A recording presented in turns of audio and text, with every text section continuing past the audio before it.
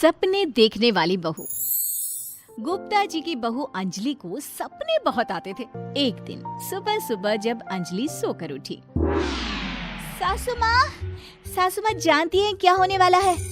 अरे क्या हुआ, फिर से कोई नया सपना देख लिया क्या? हाँ सासू माँ, बहुत जोर से बरसात आने वाली है। आज कोई कपड़े मत धोना, सूख नहीं पाएंगे। अरे बहू, बाहर तो इतनी तेज धूप निकली पड़ी है, तुमको कहाँ बारिश नजर आ रही है? अरे मम्मी जी, मैंने सपने में देखा था बहुत जोर से बारिश होने वाली है, इसलिए बस आज कोई कपड़े नहीं धुलेंगे। अरे लेकिन इससे पहले भी तो कितनी बार तुझे सपने आए हैं, कभी कुछ सच भी होता है क्या? मम्मी जी, आप भी ना सपनों पर भरोसा करना चाहिए, भरोसा। अंजलि की सास उसकी कोई बात नहीं मानती, लेकिन उस दिन वाकई में शाम होते होते घने बादल आ जाते हैं और जोर से मूसलाधार बारिश होने लगती है। अंजलि, आज तो तुम्हारा सपना सच हो गया। बहू, आज तो तुमने सपने में बारिश देखी थी ना, और देखो सच में बारिश हो गई। लगता है अगली बार से हमें तुम्हारी बात माननी पड़ेगी। पापा जी, मैं तो हर बार ही मम्मी जी से कहती हूँ, मेरे सपने सच हो जाते हैं, बस भरोसा रखिए। कुछ दिनों के बाद, अजी सुनते हैं, मुझे ना सपना आया था और सपने में मैंने देखा कि आपकी पूरी 1 करोड़ की लॉटरी लगी है। अरे कभी कभी सपना सच होना सही बात है, लेकिन हमेशा ऐसा नहीं होता अंजलि। और वैसे भी लॉटरी लगने ही वाली है तो अच्छी बात है ना। मैं तो कहती हूँ, हम वो बड़ा सा घर खरीदने वाले थे ना, आज ही चलकर उसको फाइनल कराते हैं। अरे वाह वाह, हाथ में पैसा नहीं और बड़ा घर खरीदना है। अरे मम्मी जी, बताया ना आपको, मुझे सपना आया था कि हमें 1 करोड़ की लॉटरी लगने वाली है। देखो बेटा, ये पैसों का मामला है, इसमें किसी तरह की रिस्क नहीं लेनी चाहिए। और जब तुम्हारा सपना सच हो जाए तब तुम घर खरीद लेना। मम्मी पापा ठीक है अंजलि, अभी इतनी जल्दबाजी करने की क्या जरूरत है? मैं कुछ नहीं जानती, मुझे वो घर चाहिए तो चाहिए। और आपको प्रॉब्लम क्या है? कुछ दिनों में तो पैसे आने ही वाले हैं लॉटरी से। हाँ तो जब पैसे आ जाएंगे तब खरीद लेंगे ना। पर हमारी अंजलि खाना पीना छोड़कर जिद पकड़कर बैठ जाती है। आखिर मजबूर होकर अंजलि के पति को उस घर को बुक कराने के पैसे देने पड़ते हैं। कई दिन बीत जाते हैं, लेकिन अंजलि के पति की कोई लॉटरी नहीं लगती। कुछ दिनों के बाद, तुम्हारे सपने के चक्कर में तो सब खराब हो गया अंजलि। ना लॉटरी लगी, ऊपर से बेकार में ही सारी जमा पूंजी उस घर को खरीदने में खर्च हो गई। थोड़ी दिन तो इंतजार करो, अब ऐसा थोड़ी ना होता है कि आज सपना आया और कल आपकी लॉटरी लग गई। मैंने तो पहले ही कहा था, तुम्हारी बीवी को तो हर सपने पर विश्वास करने की आदत पड़ गई है। ऐसा भी कहीं होता है क्या? कुछ दिनों के बाद अचानक से अंजलि के पति के पास एक फोन आता है और पता चलता है कि उसकी 1 करोड़ की लॉटरी लग गई है। अरे वाह अंजलि, ये तो कमाल हो गया, मेरे तो सच में लॉटरी लगी। अरे भगवान भला करे तुम्हारा। हाँ हाँ बहू, अब तो तुम जो कहोगी हम वो सब बात मानेंगे। तुम्हारे सपने का मतलब तो पूरा का पूरा सच होता है। अरे बिल्कुल ठीक कहते हैं, मैं तो बेकार में ही बहू को उल्टा सीधा सुनाती थी। अरे इसके सपने तो वाकई में सही हो जाते हैं। अपने घर वालों की बात सुनकर अंजलि मन ही मन बहुत इतराती है। उसे लगता है कि अब वो जो भी सपना देखेगी सच हो जाएगा। और इसी चक्कर में एक दिन अंजलि को सपना आता है कि अचानक उनके घर पर बहुत सारे मेहमान आने वाले हैं।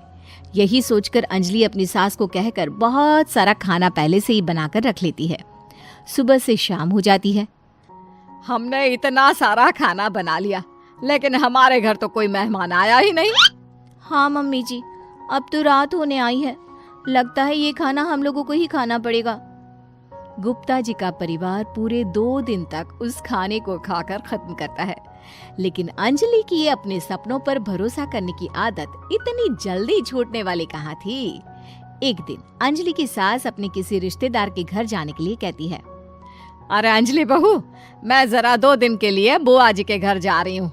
देखो तुम पीछे से घर को अच्छी तरह संभाल लेना। हाँ ठीक है मम्मी जी, आप चिंता मत करिए, मैं सब कुछ अच्छे से संभाल लूंगी। बहू, वैसे तो तुम सब कुछ बहुत अच्छे से ही करती हो, लेकिन देखो ये जरा ना सपनों पर भरोसा थोड़ा कम किया करो बेटा। क्या मम्मी जी, मेरे इतने सारे सपने तो सच हो जाते हैं, उसके बाद भी आपको शक ही रहता है हमेशा। अरे बेटा, कभी कभार की बात अलग है, लेकिन हमेशा इन बातों पर भरोसा करना बहुत बड़ा नुकसान भी करवा सकता है। तुम्हें इस बात को समझना चाहिए। ठीक है मम्मी जी, समझ गई। अब आप आराम से जाइए, मैं सब कुछ बहुत अच्छे से कर लूंगी। अंजलि की सास बुआ जी के घर चली जाती है। उसके जाने के बाद अंजलि एक दिन सुबह सोकर उठती है और जोर जोर से रोने लगती है। अरे क्या हुआ अंजलि, तुम रो क्यों रही हो? बहू सब ठीक तो है ना? क्या कोई बुरा सपना देखा? अरे पापा जी क्या बताओ, मम्मी जी नहीं रही, वो हम सबको छोड़कर चली गई।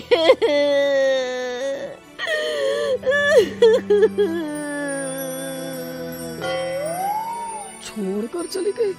अरे क्या मतलब है? वो तो अपनी बुआ जी के घर गई है ना? पापा जी, सासू माँ बुआ जी के घर नहीं, भगवान जी के घर गई है। अरे अंजलि, सुबह सुबह कैसी बात कर रही हो? बुआ के घर गई है, कुछ नहीं हुआ है उनको। मैंने सपने में देखा था, मम्मी जी भगवान को प्यारी हो गई है।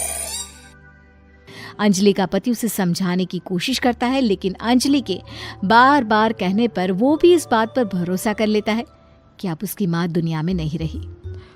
सारे गांव में ये खबर फैल जाती है कि अंजलि की सास की मौत हो गई। भगवान, अब हम क्या करेंगे? तुम्हारे सर से माँ का साया उठ गया। मैं तो कहती हूँ पापा जी, इनको बुआ जी के घर जाकर मम्मी जी की डेड बॉडी को ले आना चाहिए, तब तक हम उनकी अंतिम यात्रा की तैयारी करते हैं।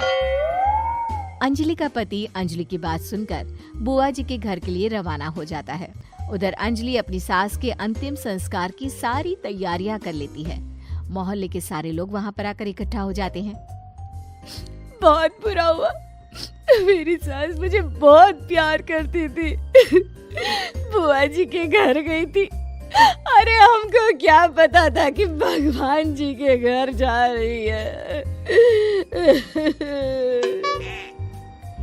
अंजलि ने अपनी सास की तस्वीर पर हार पहनाकर घर के बीचों बीच रख दिया।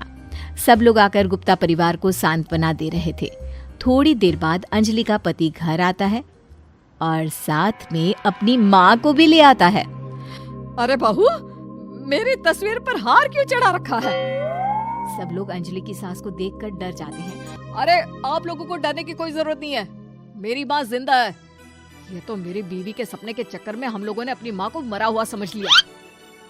बहू, सपने देखना ठीक है, पर अपनी जिंदा सास का अंतिम संस्कार करना बहुत बड़ी गलती। उसके बाद अंजलि की अपने सपनों पर आंख मूंद कर भरोसा करने की आदत हमेशा के लिए सुधर जाती है।